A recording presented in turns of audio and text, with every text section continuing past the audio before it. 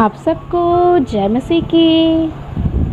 आज का वचन उत्पत्ति अध्याय 39।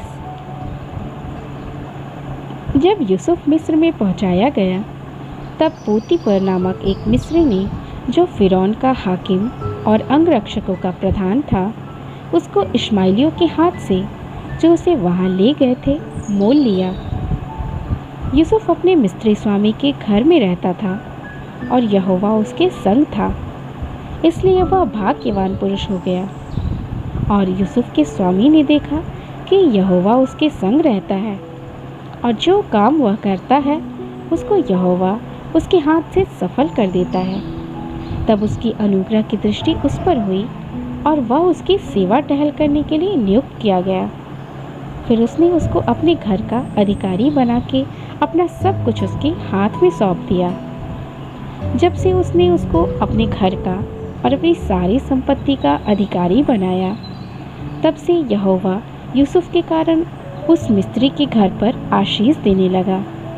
और क्या घर में क्या मैदान में उसका जो कुछ था सब पर यहोवा की आशीष होने लगी।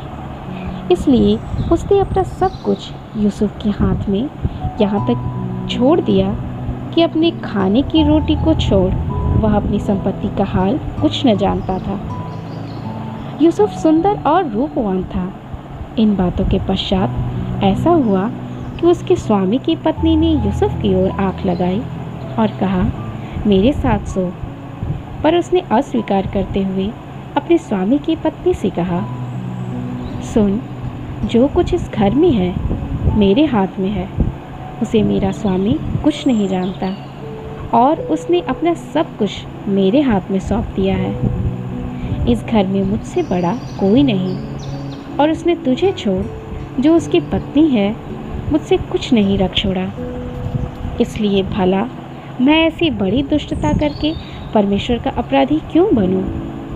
और ऐसा हुआ कि वह प्रतिदिन यूसुफ के बातें करती रही और उसने उसकी न मानी और उसके पास लेटे या उसके संग रहे।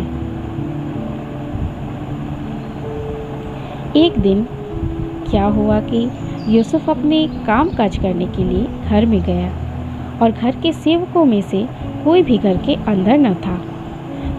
तब उस स्त्री ने उसका वस्त्र पकड़कर कहा, मेरे साथ सो। पर वह अपना वस्त्र उसके हाथ से छोड़कर भागा और बाहर निकल गया। यह देखकर कि वह अपना वस्त्र मेरे हाथ में छोड़कर बाहर गया है, उस स्त्री ने अपने घर के सेवकों को बुलाकर कहा, देखो, वह एक इब्री मनुष्य को हमारा तिरस्कार करने के लिए हमारे पास ले आया है। वह तो मेरे साथ सोने के मतलब से मेरे पास अंदर आया था और मैं ऊंचे स्वर से चिल्ला उठी और मेरी बड़ी चिल्लाहट सुनकर वह अपना वस्त्र मेरे पास छोड़कर भागा और बाहर निकल गया। और वह उसका वस्त्र उसके स्वामी के घर आने तक अपने पास रखे रही। तब उसने उससे इस प्रकार की बातें कही, वह इब्री दास जिसको तू हमारे पास ले आया है, वह मुझसे हंसी करने के लिए मेरे पास आया था। और जब मैं ऊंचे स्वर से चिल्ला उठी तब वह अपना वस्त्र मेरे पास छोड़कर बाहर भाग गया। अपनी पत्नी की ये बातें सुनकर कि तेरे साथ मेरे दास ने मुझसे ऐसा ऐसा काम किया, यूसुफ के स्वामी पर कोप भड़का और यूसुफ के स्वामी ने उसको पकड़कर बंदी गृह में, जहाँ राजा के कैदी बंद थे, डलवा दिए। अतः वह उस बंदी गृह में रहा।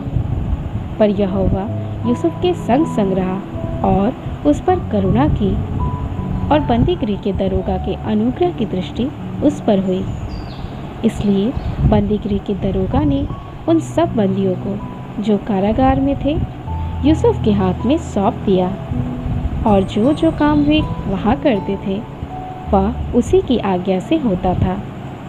यूसुफ के वश में जो कुछ था उसमें से बंदी गृह के दरोगा को कोई भी वस्तु देखनी न पड़ती थी, क्योंकि यहोवा यूसुफ के साथ था और जो कुछ वह करता था यहोवा उसको उसमें सफलता देता था।